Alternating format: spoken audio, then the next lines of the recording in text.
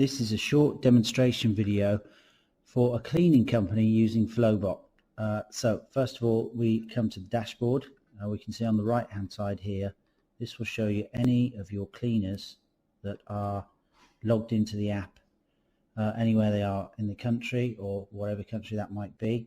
Here you can see the things that you're required to do to keep your business running, your revenue generated, your gross profit, etc. This is a demo account, so it doesn't have a lot of real data in there, but I think you get the idea. As I said, this is a quick demonstration video. So let's start by putting a new customer into the CRM so that we can start to send them a cleaner.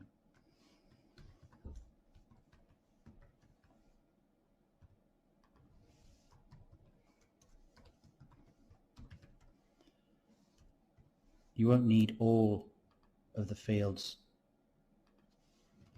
in this screen. It's completely configurable. So you only need to put in the fields that you need. It's got a postcode lookup to make it quick and accurate so that we know where to send someone. Our department's going to be cleaning. In this case, we'll say it's a regular tenancy or a tenancy clean, and they found us on, Google. Needs a 4-bedroom house cleaned in Balham.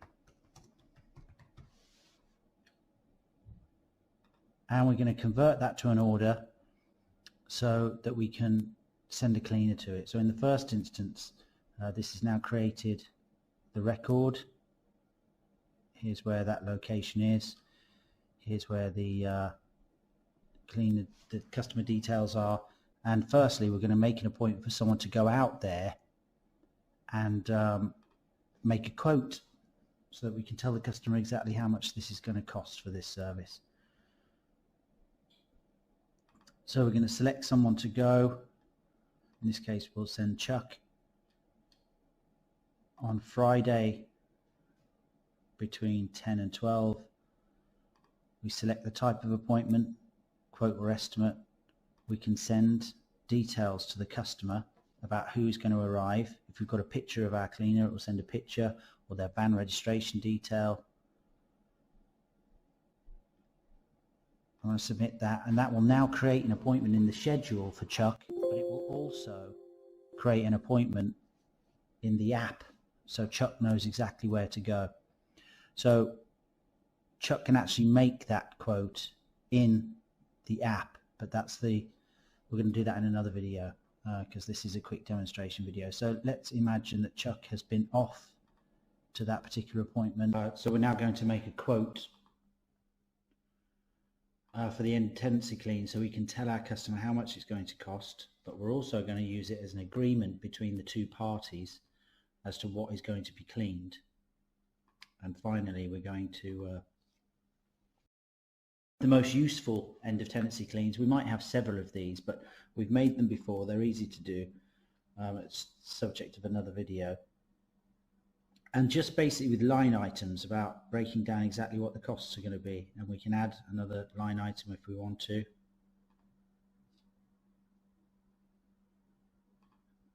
It might be more labor, for instance, hours, 2 hours, 4 hours. Specialist oven cleaner, perhaps. We put in the price we're going to pay them and the price that we're going to sell them for, if you will. Probably a little much. And now we've built up a price for our customer, which means that if they want to go ahead with this, the cost is going to be £655, as you can see. We have some extras in here, the description of works. We've got a list of exactly what that cleaning is going to entail, so we don't have to keep typing that out. And these pictures will have come probably from the app, from the estimator who took the pictures in the first instance, and they're very useful points of reference for the cleaners. So once we're happy with that, we'll send it off to our customer. I'll send it to me because it's the only way I can pick it up. Sent that to the customer. It's come on an email and it looks like this. So you have a PDF version, but you also have a link that takes you back into the system, so they can click that and here is their quote. So obviously you would have a nicer logo than this, but your quote, that comes from a template, the address, what you're going to do for them, some images which you don't have to put in, and then finally the prices with the lines on them telling you exactly how much you're paying, which we can hide from the customer. They don't need to see all of these all of the time.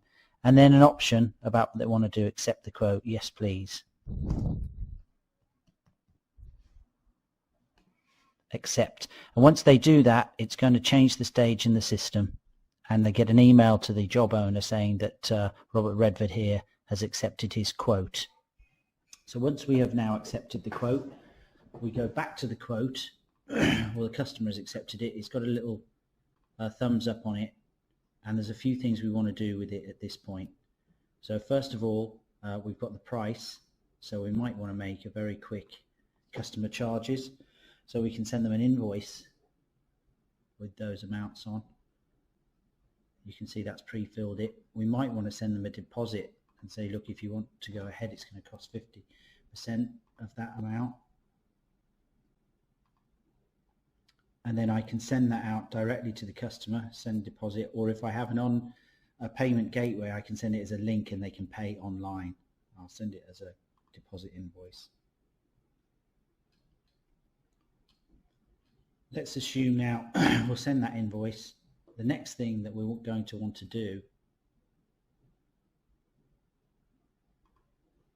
is to create a project sheet for this particular job.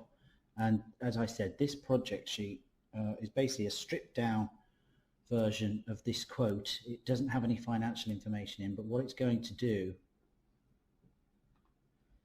is enable us to send this information off to the app. And once it's in the app, it means we don't have to send any paperwork out with the teams, because they're going to see the project sheet, which looks like this. Order notes tells us what everything is for the engineers. If we put anything in there, it will appear in their app.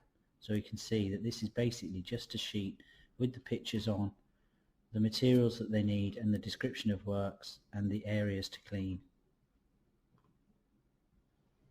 Finally now, I just need to make another appointment, exactly the same process. This time, we'll put it for Chuck so you can see it in the app in a minute, but he might be a team. Monday we'll book out, but this time it's going to be a job or a project. Again, I can tell the customer I want to, who's coming. I can book it out for a whole day in this particular instance, and then I submit it. You can see now that that is a big orange blob in the schedule, and that is the project that we've just made. And this will now appear in the app. So this is an emulator showing what the app looks like for one of the cleaners. As they open it up, they can see that this is December, this is their current month, and there on the 16th is the job that we put in for them. And we can see a big orange blob here, and that represents the job that they're about to do. So here, if they're in a van or something, they have these little symbols that allow them to ring the customer, send a text message, navigate to that particular job. This is an emulator, so not all of these functions will work on this, but obviously they do on the app. And if we click into that job, we can see the client contact. We click that button, it will navigate to that particular job. It will also, if we're running late, we can click that button and it will send an SMS message to our customer telling them exactly where we are. They can see it on a map, much like Uber. So if we go back, we can see the job details, and if we click that button, it brings up our PDF and tells us exactly what we have to do with this job. Now, the idea of this app is to actually get some evidence of what we've done at the particular project. So we're going to take some pictures, any receipts. This is all configurable. We might not need some of these in the app, so they can be removed. Order charges, you might have some extra things that you purchased. The important thing is to get a work description here. Anything out of the ordinary that might have happened. So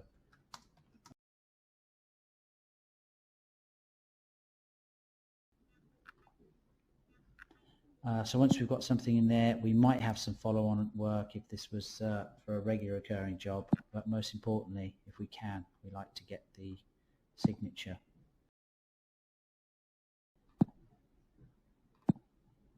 Now, once we've done that, we hit the submit button, which is in red at the moment. And when it's submitted, it will go green. There we go. Once that job sheet has been submitted, it appears in here. So the job owner will get an email saying that the job sheet has been submitted, and you'll get this little blue symbol in the corner of the document store here. Also, you'll be able to find them here because we can put up one that says job sheet submitted, so we always know where to find it. Now, let's have a quick look at that job sheet that was submitted from the app, or technically the online emulator, and we can see it has all the details on here, a signature and an image. What it doesn't have, which it normally will have, is a map showing exactly where that was taken, but evidently it didn't know in this particular instance. So once we have that, the last part of this process is to send out the invoice. Now, we can automatically send that job sheet off to the customer if we want to, or we can attach it to this invoice. In this instance, we'll just send that final invoice out to them, and hopefully they will either pay by payment online, or we can take a card payment from them if we have a payment gateway, or they may pay by backs, and we may have linked this to Xero or QuickBooks or Sage. In this instance, we will say that we took the final payment by backs. And once we have that, it will now close the job. Obviously, we can always find it again if we want to, but for all intents and purposes, that is the end of this particular process for this job. Now, there is one more option that you might want to do, and that is on appointments. If you are a cleaning company, you may have regular cleaning customers, ones that you go to every week, in which case you'll want to make what's called a recurring appointment. And to do that, we do exactly the same thing. Choose the engineer we want. In this case, I think we'll choose David. Click the day we want it to start from, and then go down to recurring appointment. And we're going to put recurring type. For this purpose, we're going to put daily so we can see it in the schedule easily. We're going to put once every day, and it ends after 3 days. And again, we can tell our customer, and that will tell them every time we're going to come, and we can set the time period that they will get those emails in the settings, and we can say it's going to be 4 hours. And once I submit that, you can see that this has now made an appointment for each of these jobs. We can actually change this to the customer name, and there should be one on the Sunday. There we go. And these might be 3 weeks apart, a week apart, bi-monthly, 6 monthly, etc., etc. It works exactly the same way. They're going to end up in the app with the details that we have put on them in the first instance in the order notes for the cleaners.